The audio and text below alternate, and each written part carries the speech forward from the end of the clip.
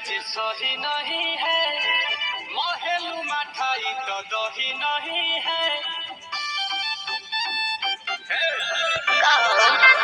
लागे मिजाज आज सही नहीं है, महलू मठाई तो दही नहीं है।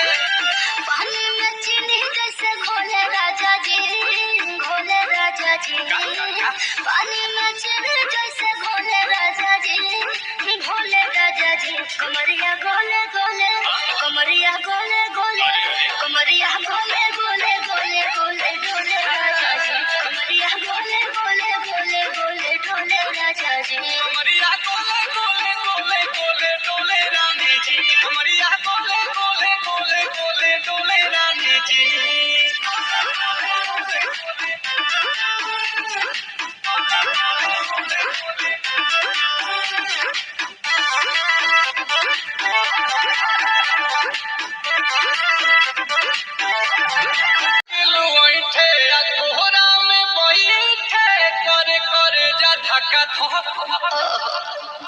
कहेलू झूठे की जाला उठे, होखेला हमारा कसम।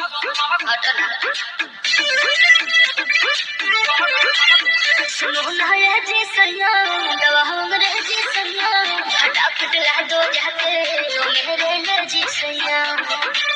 बातें तो मीठी मीठी बोले राजा जी, बोले राजा जी। बातें तो मीठी मीठी बोले राजा जी, बोले राजा जी। कमरिया गोले गोले, कमरिया गोले गोले, कमरिया गोले गोले गोले गोले डोले राजा जी। कमरिया गोले गोले गोले गोले डोले राजा जी। कमरिया गोले गोले गोले गोले डोले रानी जी। कमरिया गोले गोले गोले गोले डोले रानी जी।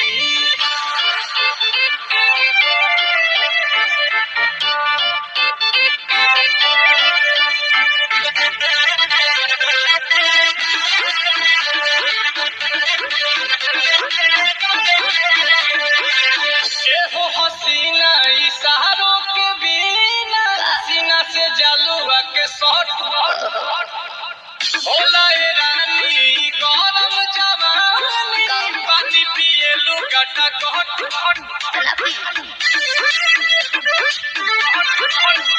या कमरे में चलो जरा सा मोहब्बत मानो, कि तुम हो सीधे साधे तुम्हें पूछो मत छलो।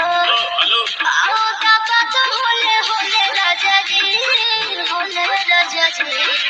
आओ दादा तो होले होले राजा जी, होले राजा जी। कमरिया गोले गोले, कमरिया गोले गोले, कमरिया गोले गोले गोले गोले डोले राजा जी। कमरिया गोले गोले